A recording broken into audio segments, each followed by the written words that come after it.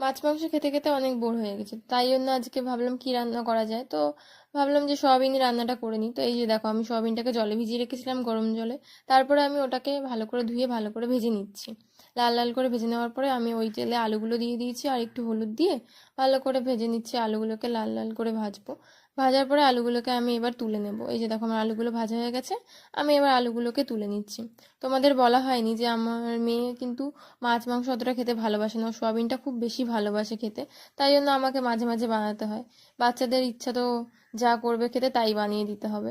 এই যে আমার তেলটা গরম হওয়ার পরে আমি রসুন কুচিগুলো দিয়ে দিলাম, এরপর আমি দিয়ে দেবো পেঁয়াজ কুচিগুলো। পেঁয়াজগুলো দেওয়ার পরে আমি ভালো করে নাড়িয়ে চাড়িয়ে নিচ্ছি। নেওয়ার পরে এর মধ্যে আমি দিয়ে দেবো, আমি বেটে রেখেছিলাম জিরেটা, ওই জিরেটাকে আমি দিয়ে দেবো। তারপরে কিছুক্ষণ নাড়িয়ে চাড়িয়ে নিয়ে মশলাটাকে ভালো করে কষাবো। কষানোর পরে এর মধ্যে আমি দিয়ে দেবো একে একে নুনটা দিয়ে একটু নাড়িয়ে চাড়িয়ে নিয়ে তারপরে আমি 2 চামচের মধ্যে কাঁচা লঙ্কা বাটাটাকে দিয়ে দিচ্ছি। কাঁচা লঙ্কা আর কটা শুকনো লঙ্কা দিয়ে দিয়েছিলাম এর মধ্যে। দিয়ে এবার বাটাটা দেওয়ার পরে ভালো করে আমি নাড়িয়ে চাড়িয়ে নিয়ে ওর মধ্যে একটু হলুদ দিয়ে দিলাম। দিয়ে এবার ভালো করে মশলাটাকে আমি কষিয়ে নেওয়ার পরে এর মধ্যে একটু টমেটো দিয়ে দিলাম। টমেটো দিয়ে এবার ভালো করে মশলাটাকে কষিয়ে নেব। এই যে দেখো, ভালো করে আমি মশলাটাকে কষিয়ে নিয়েছি। একটুখানি জল অ্যাড করে দিয়ে আমি আবারও মশলাটাকে কষিয়ে নিচ্ছি। নেওয়ার পরে এই যে দেখো, আমার যে ভেজে রাখা সয়াবিন আর আলুটা ছিল তার সেগুলো সব দিয়ে দিলাম। দিয়ে ভালো করে আমি তরকারিটাকে কষিয়ে নেব।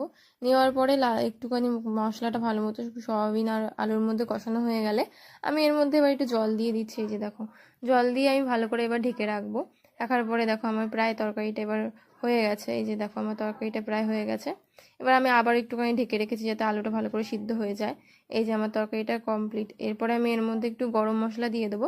দিলেই আমার সয়াবিনের তরকারি রেডি। তোমরা চাইলে একটু ঘিও দিয়ে দিতে পারো। আমার বাড়িতে যেহেতু ঘি ছিল না, তাই জন্য আমি গরম মশলাটাই দিয়ে দিয়েছি। তো তোমাদের যদি ভিডিওটা ভালো লেগে থাকে, লাইক কমেন্ট শেয়ার সাবস্ক্রাইব করো।